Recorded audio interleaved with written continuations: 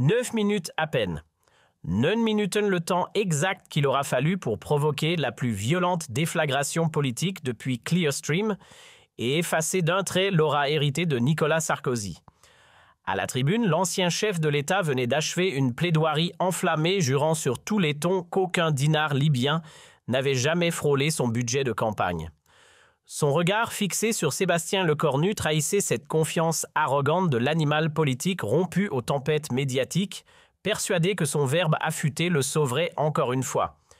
Mais soudain, le Premier ministre se leva. Dans un silence de glace, il déplia des pièces compromettantes qui figèrent l'hémicycle tout entier. Ce n'était plus une querelle de rumeurs anciennes. En un claquement de secondes, un quadragénaire pulvérisait la légende d'un ancien président. Pour mesurer la secousse qui fit trembler l'Assemblée en ce mois de janvier 2026, il faut dérouler le fil jusqu'à 2 décennies plus tôt lorsque Nicolas Sarkozy préparait patiemment son ascension vers l'Élysée. Tout prend racine dans les fastes de Tripoli, royaume du fantasque colonel Mouammar Kadhafi, maître absolu d'un pays assis sur des océans de pétrole. En 2005-2006, Paris, empêtré dans le souvenir sanglant de l'attentat du 10 et 10 d'UTA et dans des relations gelées depuis 15 ans, cherche à réchauffer ses liens avec le régime libyen. À ce moment-là, Sarkozy, ministre de l'Intérieur, débordant d'ambition, aperçoit dans cette ouverture une chance en or polir son image sur la scène internationale, décrocher des contrats mirobolants pour les géants français et, dans l'ombre, alimenter discrètement la caisse noire de sa future campagne présidentielle. Au milieu de ce décor trouble surgit un personnage clé, Ziad Takieddine. Cet homme d'affaires franco-libanais à la réputation sulfureuse avait fait de sa vie un mélange explosif entre vente d'armes manœuvres discrètes et négociations obscures reliant dictateurs orientaux et politiciens occidentaux. Depuis les années 1990, il entretenait des liens privilégiés avec le régime de Kadhafi, jouant régulièrement le rôle de courtier dans des affaires où l'ombre des commissions occultes planait en permanence. Né à Beyrouth en 1950, Takieddine avait bâti sa fortune dans le commerce international de l'armement, ce secteur impénétrable où s'entrelacent raison d'État, appétit privé et corruption institutionnalisée. Son carnet d'adresses ressemblait à une carte mondiale de l'influence généraux africains, émirs du Golfe, ministres européens, despotes, moyen-orientaux. Tous figuraient dans son réseau. Il connaissait sur le bout des doigts les engrenages invisibles qui huilaient les gigantesques contrats militaires. Sa marque de fabrique servirent d'intermédiaire entre Paris et les régimes autoritaires. Et à chaque signature, il encaissait de grasses commissions entre 3% et 8% des montants colossaux. Officiellement, cela s'appelait « frais de conseil ». Officieusement, c'était bien souvent le carburant discret de la corruption arrosant décideurs français comme étrangers.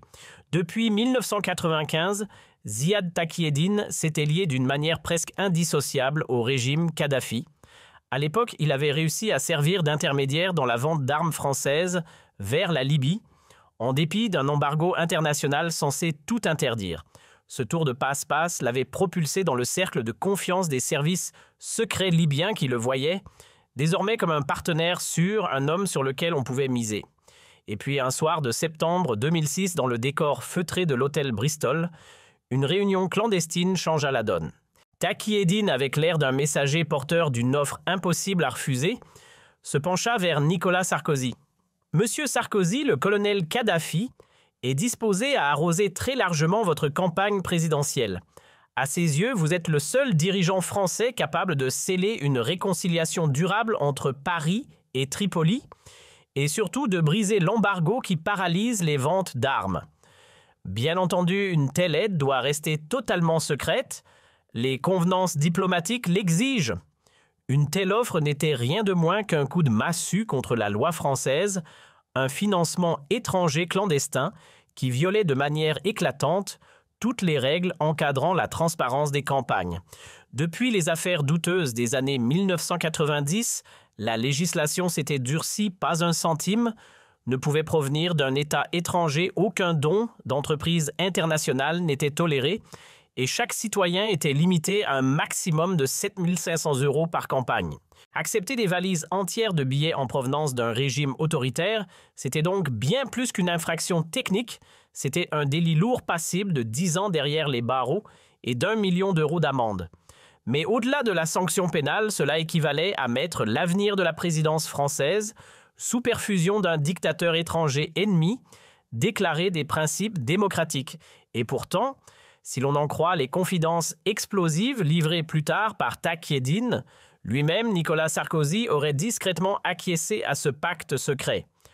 Le plan avait tout d'une mécanique diaboliquement simple, siphonner des comptes secrets libyens, convertir l'argent en liquide, le faire passer clandestinement en France dans des valises bien remplies, avant de le confier à des fidèles de Sarkozy chargés de l'injecter discrètement dans l'appareil électoral. Entre novembre 2006 et mars 2007 à la veille, et en plein cœur de la présidentielle Takieddine, entreprit 3 allers-retours entre Tripoli et Paris.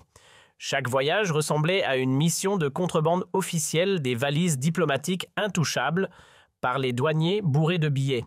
Selon ces révélations ultérieures, le butin total atteignait la somme vertigineuse de 5 millions d'euros, l'équivalent d'un quart du budget officiel de campagne de Nicolas Sarkozy. En 2007, Nicolas Sarkozy décroche l'Élysée distançant Ségolène Royal de 6 petits points. Sa victoire éclate dans une soirée fastueuse au Phuket symbole de luxe tapageur qui choque l'opinion française et nourrit la polémique. Quelques mois plus tard, en juillet, l'image restera gravée, le tout nouveau président déroule le tapis rouge à Mouammar Kadhafi pour une visite d'état d'anthologie. Le dictateur libyen, défiant toutes les convenances, plante sa tente bédouine dans les jardins de l'hôtel Marigny, juste en face de l'Élysée. La scène tourne au scandale médiatique, mêlant stupéfaction et indignation. Officiellement, cet épisode signe la réconciliation entre Paris et Tripoli. Officieusement, il sonne comme le règlement d'une dette politique. Sarkozy honore son bienfaiteur de l'ombre. Les accords conclus lors de cette visite pèsent plusieurs milliards d'euros Airbus nucléaire civil pétrole pour Total. La France et la Libye désormais avancent main dans la main comme partenaires stratégiques privilégiés. Pendant 4 longues années, le secret reste verrouillé comme un coffre-fort. Seule une poignée d'initiés sait qu'une partie du trésor électoral de Sarkozy porte l'empreinte de Tripoli. Pendant ce temps, l'homme à l'Élysée gouverne sans encombre, déroule son fameux discours de la rupture et avance comme si aucune ombre ne pouvait ternir sa légitimité.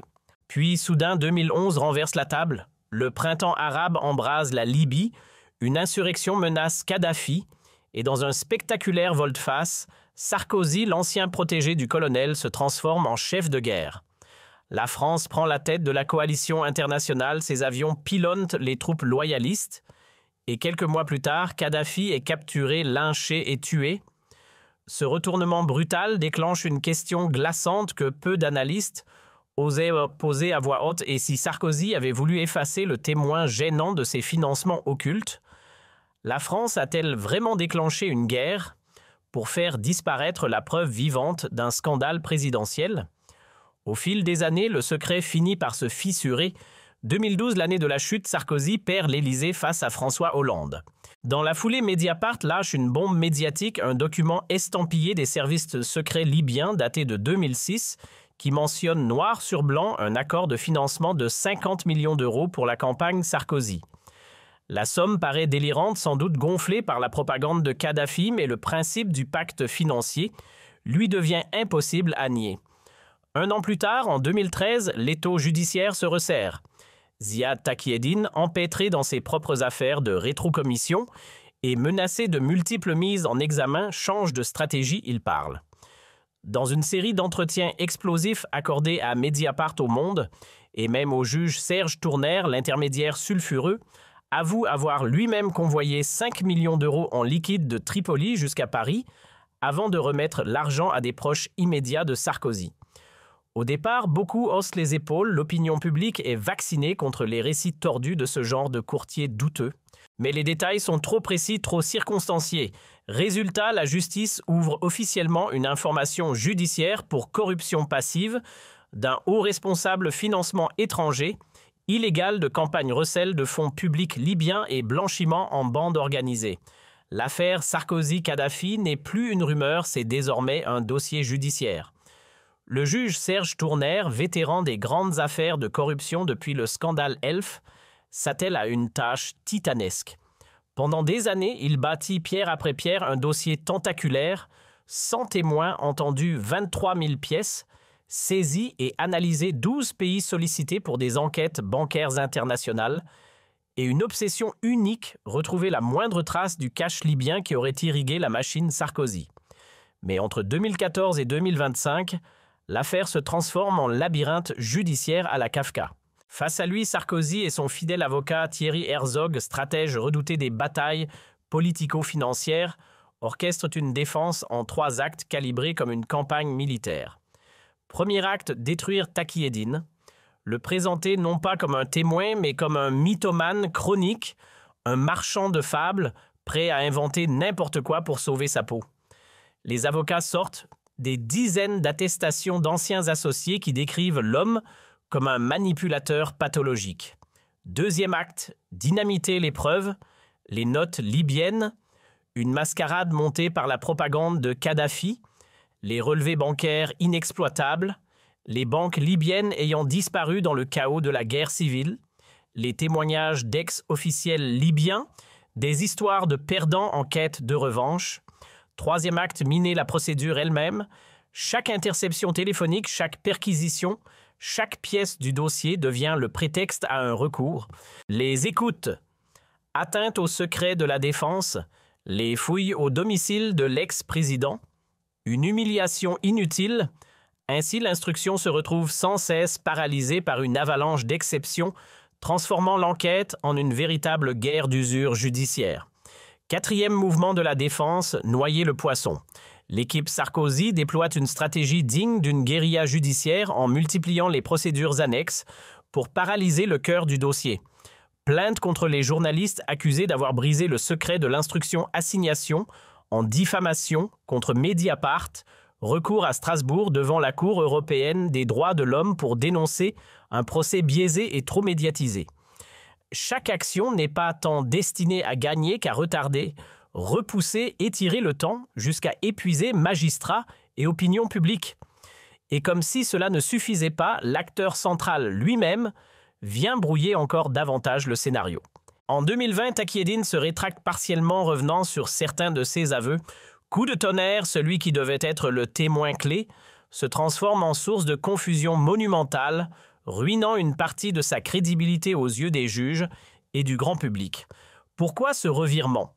Les hypothèses fusent intimidation directe, promesse d'argent, pour acheter son silence, pression familiale, ou tout simplement la peur pour sa propre vie. Dans ce théâtre politico-judiciaire même, les témoins semblent devenir des pions ballottés par des forces plus grandes qu'eux. Mars 2020. Depuis son refuge libanais où il s'est installé pour éviter les juges français, Ziad Takieddine sort soudain de son silence. Dans une interview surprise accordée à Paris Match, il lâche une bombe qui retourne totalement le scénario. Les valises libyennes. J'ai tout inventé. Sarkozy n'a jamais touché un centime de Kadhafi. Les juges m'ont poussé à mentir en échange d'une immunité. C'est un séisme. Magistrats, journalistes, politiques, tout le monde tombe des nues. Et à Paris, les avocats de Sarkozy ne perdent pas une seconde. Ils se jettent sur cette rétractation comme sur une bouée de sauvetage et réclament aussitôt un non-lieu. Thierry Herzog, sûr de lui, s'empresse de déclarer « Notre client a toujours dit la vérité. Aujourd'hui, l'accusateur principal admet publiquement avoir menti.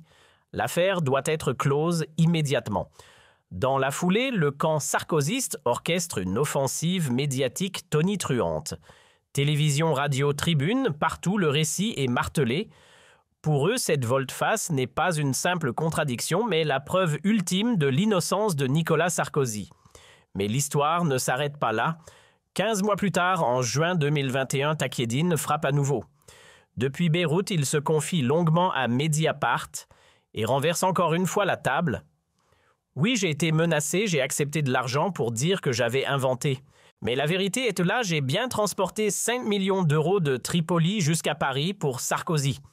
Et je suis prêt à le redire devant les juges. C'est un nouveau coup de théâtre qui replonge toute l'affaire dans une tempête de confusion. Car désormais, les magistrats instructeurs se retrouvent face à un témoin devenu totalement insaisissable dont les paroles se contredisent au gré des mois. Comment bâtir une mise en accusation solide sur quelqu'un qui affirme un jour ni le lendemain puis réaffirme la même chose l'année suivante? La conséquence est terrible, la crédibilité de l'accusation se fissure. Devant une cour d'assises, présenter un témoin aussi instable reviendrait presque à s'aborder son propre dossier. Malgré leur acharnement et une réputation d'impartialité irréprochable, les juges Serge Tournaire et Habib Burassi se heurtent à un mur. Trouver une preuve matérielle incontestable devant un tribunal devient quasiment mission impossible. Le nerf de la guerre, l'argent liquide, ne laisse évidemment aucune trace bancaire exploitable. Les témoins directs côté libyen. La plupart ont péri pendant la guerre civile de 2011 ou se sont volatilisés dans le chaos qui a suivi. Quant aux archives officielles du régime, elles ont été pillées, détruites ou disséminées dans des conditions telles qu'aucune n'a pu servir de preuve décisive. Un homme aurait pu changer le cours de l'affaire, le colonel Abdallah Senoussi, beau-frère de Kadhafi et chef tout-puissant des services secrets libyens, celui qui contrôlait personnellement les opérations de financement clandestin à l'étranger. Mais le destin en a voulu autrement. Capturé en Mauritanie en 2012, extradé en Libye, jugé condamné à mort par contumace, puis mystérieusement relâché en 2019. Senoussi, lorsqu'il a enfin été approché par les magistrats français, a opposé un refus catégorique. Sa justification, la peur des représailles contre sa famille restée en Libye. Résultat, un témoin clé réduit au silence et une enquête privée de sa pièce maîtresse. Un autre personnage aurait pu éclairer l'affaire d'une lumière crue, Bachir Saleh, l'ancien bras droit de Kadhafi et grand ordonnateur supposé des coffres noirs du régime. Mais voilà, en 2011, il prend la poudre d'escampette, embarquant avec lui plusieurs centaines de millions de dollars pour aller couler des jours tranquilles dans un État du Golfe qui, par un hasard, tout sauf innocent, refuse obstinément de collaborer avec la justice française. Résultat, malgré une commission rogatoire internationale, jamais les magistrats n'ont pu lui poser la moindre question. Quant aux preuves bancaires tant espérées, elles se sont envolées en fumée. Les archives financières libyennes capables d'attester les retraits massifs de cash, décrits par Taqieddine, ont été pulvérisées sous les bombes de 2011 ou rendues inaccessibles par l'effondrement total du système bancaire libyen.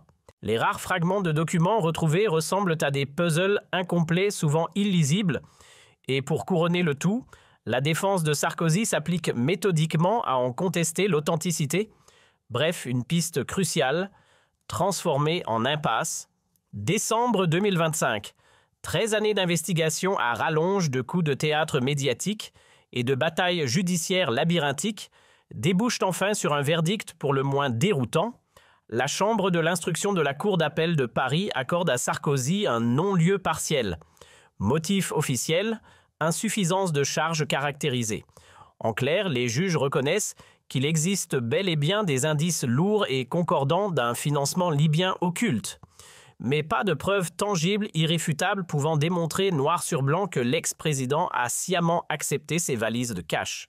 Autrement dit, Sarkozy arrache une victoire judiciaire, mais une victoire d'avocat purement technique arrachée dans les failles de la procédure et dans le vide laissé par l'absence de documents irréfutables, bien plus qu'une démonstration éclatante de son innocence. Et les magistrats prennent soin de préciser ne pas condamner ne revient en aucun cas à blanchir.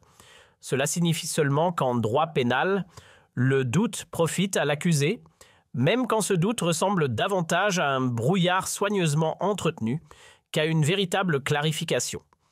À peine l'ordonnance rendue, Sarkozy ne perd pas une seconde, flanqué de son avocat Thierry Herzog rayonnant et de Carla Bruni, affichant son soutien conjugal, il transforme les marches du palais de justice de Paris en véritable scène de théâtre politique. Sous le crépitement frénétique des flashs et encerclé par une nuée de caméras, l'ancien président, visiblement ému mais surtout calculateur, proclame haut et fort sa victoire, son innocence, enfin, consacrée après 13 années de persécution judiciaire et médiatique.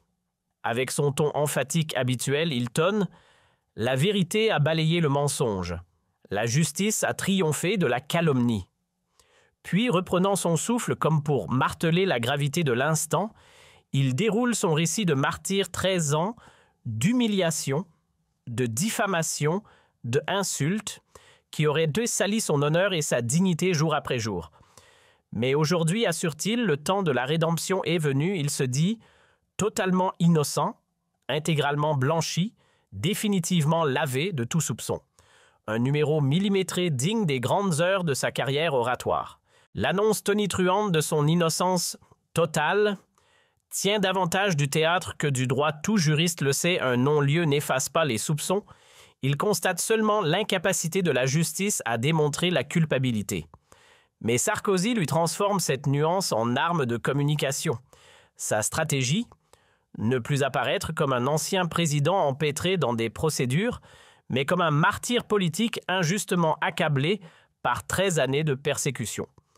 En s'appuyant sur ce verdict fragile mais exploitable médiatiquement, il lance une contre-offensive savamment orchestrée.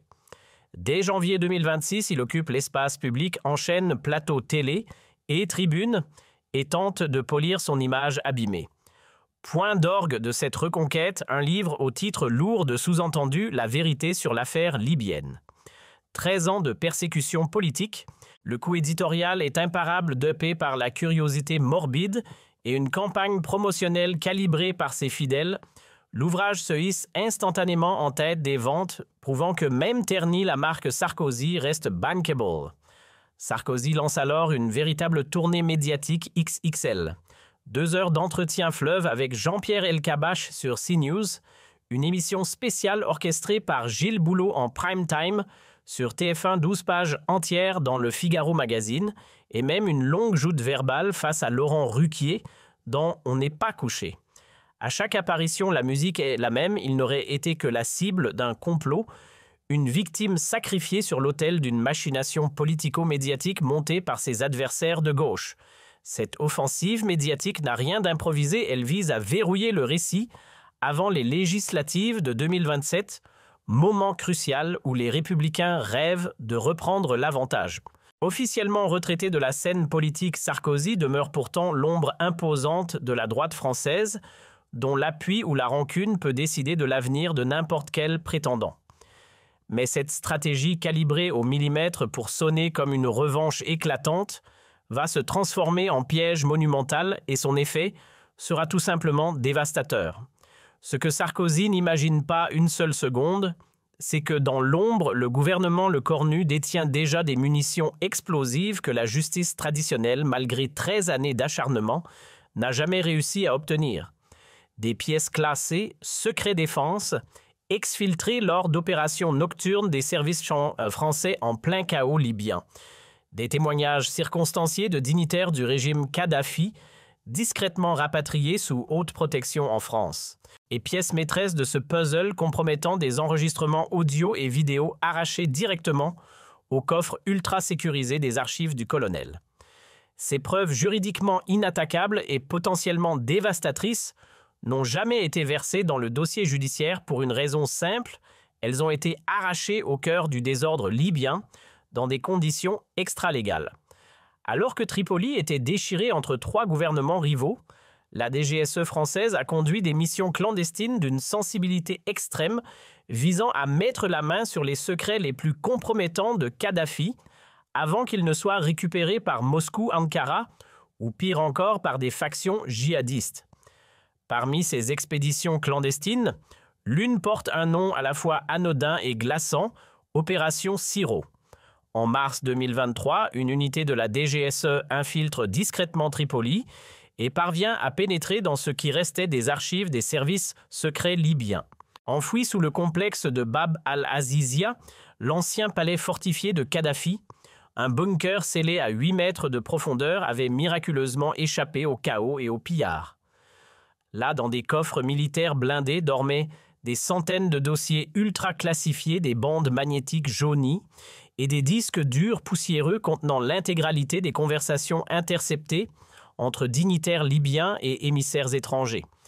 Car le guide n'était pas seulement mégalomane, il était aussi obsédé par le contrôle. Comme tout despote paranoïaque, Kadhafi avait fait de la surveillance un art. Pendant 4 décennies, il avait méthodiquement accumulé ce qu'on appelle dans le jargon soviétique du compromat, des preuves compromettantes, soigneusement archivées, prêtes à servir de levier de chantage. Résultat, un arsenal vertigineux de scandales potentiels impliquant des dizaines de chefs d'État, ministres et gouvernements aux 4 coins du globe. Et au milieu de ce trésor d'archives surgit la pièce la plus explosive, plusieurs dossiers entiers dédiés à une opération au nom étrange NS Vonil LAN 7, le code libyen désignant sans détour le financement occulte de la campagne présidentielle de Nicolas Sarkozy. Ces classeurs ne laissaient aucune place à l'improvisation, 347 pages compactes, bourrées de notes manuscrites d'ordre de virement de compte, rendus minutieux et de rapports de renseignement, décrivaient dans les moindres détails la mécanique de ce soutien clandestin. Tout y figurait, les montants précis, les dates exactes, les intermédiaires, utiliser les circuits financiers détournés et jusqu'aux bénéficiaires finaux. Une comptabilité parallèle implacable où chaque pièce semblait avoir été conçue pour rappeler que rien n'échappait au contrôle obsessionnel du régime Kadhafi. Le 15 janvier 2026, coup de théâtre à l'Assemblée nationale, les députés donnent leur feu vert à la création d'une commission d'enquête consacrée aux soupçons de financement libyen. Sarkozy, persuadé d'avoir enfin trouvé la scène idéale pour laver son honneur, accepte sans hésiter de venir déposer le 20 janvier. Mais derrière cette mise en scène qu'il croit maîtriser, se trame un tout autre scénario. Car le Premier ministre Sébastien Lecornu a pris une décision explosive, utiliser cette audition comme l'arène publique où seront dévoilées pour la première fois les preuves secrètes exhumées par les services de renseignement français. Et Macron, après des années de silence pesant, a donné son aval. Objectif affiché, trancher une fois pour toutes le nœud empoisonné de l'affaire libyenne, quitte à faire sauter la République avec. Le 22 janvier 2026, exactement à 15 h, l'Assemblée nationale se transforme en théâtre politique. Dans un hémicycle saturé de journalistes, de caméras et de curieux, Nicolas Sarkozy fait une entrée soigneusement chorégraphiée sous un déluge de flash. À 61 ans, l'ancien chef de l'État conserve encore cette énergie nerveuse et cette pugnacité qui ont forgé sa réputation. Impeccablement vêtu d'un costume sombre, il arbore l'allure d'un homme qui n'a jamais cessé de se voir comme une incarnation vivante de l'autorité. Sa voix résonne aussitôt ferme et assurée. « Mesdames et messieurs les députés », lance-t-il avec ce mélange de gravité et de théâtre qui a toujours marqué son style. Puis en martelant chaque mot comme un verdict, il proclame « Je suis ici de mon plein gré pour clore définitivement cette mascarade qu'on appelle l'affaire libyenne. La vérité est simple, je n'ai jamais à aucun moment reçu le moindre euro de M. Kadhafi ou de son entourage. Tout cela n'est qu'un tissu de mensonges, de manipulations et de calomnies. » Pendant 25 minutes, l'hémicycle assiste à une véritable démonstration de style à la Sarkozy, une pluie de sentences définitives, des élans d'indignation, vibrantes des charges furieuses contre les juges et la presse, le tout enveloppé dans un appel solennel au bon sens et à la responsabilité nationale. Takedine est décrit comme un escroc multirécidiviste, prêt à inventer n'importe quelle fable pour sauver sa peau. Quant aux fameux documents libyens, ils seraient, selon lui, de vulgaires fabrications sorties des officines de propagande de Kadhafi. Au fil de son discours, l'ancien président se métamorphose en victime héroïque d'une cabale politico-médiatique ourdie par ses adversaires. Sa conclusion claque comme un coup de cymbale. « J'ai été président de la République française », martèle-t-il avec pathos. « J'ai servi mon pays avec loyauté et dignité. Jamais je n'accepterai que l'on piétine mon nom et mon héritage au moyen de mensonges grossiers et de manipulations honteuses. La vérité finit toujours par s'imposer. Aujourd'hui encore, elle l'emporte. Je suis innocent. » Une salve d'applaudissements des bancs républicains envahit l'Assemblée. Dans la tribune de presse, les commentateurs griffonnent déjà leurs analyses sur ce qui ressemble fort à une renaissance médiatique de Sarkozy. À ce moment précis, l'inattendu se produit. Sébastien Lecornu, en sa qualité de Premier ministre et membre de droit de la Commission, réclame la parole. Le président de séance, décontenancé par une telle demande rarissime venant du chef du gouvernement, n'a d'autre choix que d'accepter. L'Assemblée se fige. Le silence presque lourd à couper au couteau envahit l'hémicycle.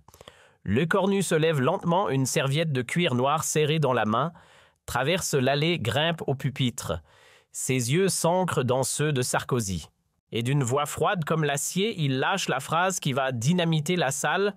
« Monsieur l'ancien président, je vous félicite pour cette brillante démonstration qui restera sûrement dans les annales comme un chef-d'œuvre du déni. Mais aujourd'hui, la vérité que vous brandissez avec tant d'emphase va enfin éclater au grand jour. Et elle est tout sauf en votre faveur. La riposte est cinglante, presque brutale. Sarkozy tressaille surpris par la virulence du ton et se redresse aussitôt sur son fauteuil. L'atmosphère est électrique, chaque député retient sa respiration. Alors Lecornu ouvre sa serviette avec une lenteur calculée. Vous niez catégoriquement tout financement libyen. Très bien. Permettez que je vous expose ceci, document classé A-Will 106, également répertorié sous A147, extrait directement des archives confidentielles du régime Kadhafi par la DGSE. Il brandit une feuille. Cet ordre de virement signé de la main de Bachir Saleh, bras droit de Kadhafi, autorise le retrait de 5 millions d'euros en liquide sur des comptes occultes pour financer la campagne NS. Monsieur Sarkozy, vous reconnaîtrez sans doute ces initiales. Elles sont les vôtres. L'effet est foudroyant. L'Assemblée entière retient son souffle tandis que les caméras capturent en gros plan le visage de Sarkozy soudain vidé de couleur. Mais Lecornu implacable ne lui laisse aucun répit. Sa voix tranche l'air comme une lame. Vous affirmez que Taki Eddine n'est qu'un affabulateur. Alors comment expliquez-vous ceci? Il lève un dossier et le déploie sous les yeux des députés. Voilà les relevés bancaires libyens, 3 retraits massifs d'espèces effectués en novembre 2006, janvier 2007 et mars 2007. Exactement les dates indiquées par votre ancien intermédiaire. Quelle incroyable coïncidence, vous ne trouvez pas? Sarkozy blême tente de reprendre la main. Monsieur le Premier ministre, je dois préciser que ces documents sont... Mais Lecornu lui coupe la parole glaciale sans la moindre hésitation. Non, monsieur Sarkozy, assez, c'est à moi de parler et à vous d'écouter. Lecornu enfonce le clou méthodique implacable comme un procureur déterminé à réduire toute défense en poussière. Mais attendez, ce n'est rien comparé à la suite. Le véritable coup de grâce, ce sont ces enregistrements audio. Il appuie sur un bouton, le silence tombe aussitôt dans l'hémicycle, un silence si lourd qu'on croirait l'air suspendu. Et puis les haut-parleurs crachent la voix reconnaissable de Taki Eddine en français, claire sans détour. Le ministre est ravi du premier versement. Il demande si le second peut être avancé à janvier plutôt qu'à février. Un bref grésillement, puis une voix en arabe traduite simultanément. « Aucun souci, le colonel a validé. Prévient Sarkozy, la Libye sait récompenser ses alliés. La salle entière est pétrifiée. Le choc est total. Sarkozy livide reste figé comme frappé par un éclair. Mais Lecornu ne ralentit pas, il poursuit avec une cruauté chirurgicale. Vous niez avoir rencontré Taki Eddine pour ces transactions? Vraiment. Alors comment expliquez-vous ceci? Un écran s'allume projetant les images de vidéosurveillance de l'hôtel Raphaël Sarkozy, franchissant discrètement le hall le 4 mars 2007 à 22h30, suivi 12 minutes plus tard par l'arrivée de Taki Eddine. Et là, monsieur Sarkozy, vous passez exactement 47 minutes dans la suite 401. Qui faisiez-vous donc? Une partie de belote. Chaque mot résonne comme un coup de marteau. Le masque de Sarkozy se fissure. Ses alliés républicains pétrifiés n'osent plus respirer. Parlons un instant de Claude Guéant, votre bras droit, votre fidèle parmi les fidèles. Enchaîne Lecornu d'un ton tranchant. Avril 2008, à peine installé à l'Élysée, que fait votre homme de confiance? Il ouvre un compte discret aux Seychelles et soudain, hop, 500 000 € en liquide y atterrissent. Jusqu'à aujourd'hui, pas l'ombre d'une explication crédible sur l'origine de cette somme. Vraiment, monsieur Sarkozy, vous pensez qu'on va gober l'idée que cela n'a aucun rapport avec les valises venues de Tripoli? Un tonnerre d'agitation secoue l'hémicycle. Cris, murmures journalistes qui pianotent frénétiquement. Lecornu reste impassible, attend que le vacarme s'essouffle, puis assène implacable. Et venons-en à la question qui glace le sang. En 2011, vous avez lancé l'opération militaire en Libye, celle qui s'est soldée par la mort brutale de Kadhafi. Or, plusieurs témoins libyens que nous avons protégés témoignent dans ces derniers mois le guide menaçait de dévoiler au grand jour le financement occulte de votre campagne si Paris continuait à armer les rebelles. Et comme par un hasard saisissant quelques semaines plus tard, Kadhafi était exécuté dans des conditions pour le moins opaques. Alors, M. Sarkozy, était-ce une guerre pour la démocratie ou un silence acheté par le sang d'un dictateur? Le choc est absolu, les députés se regardent incrédules. La salle glacée attend la réaction de l'ancien président. L'accusation de meurtre politique tombe comme une bombe et l'hémicycle explose en un tumulte indescriptible. Sarkozy bondit de son siège écarlate de rage. « C'est une infamie, une mascarade. Je refuse !»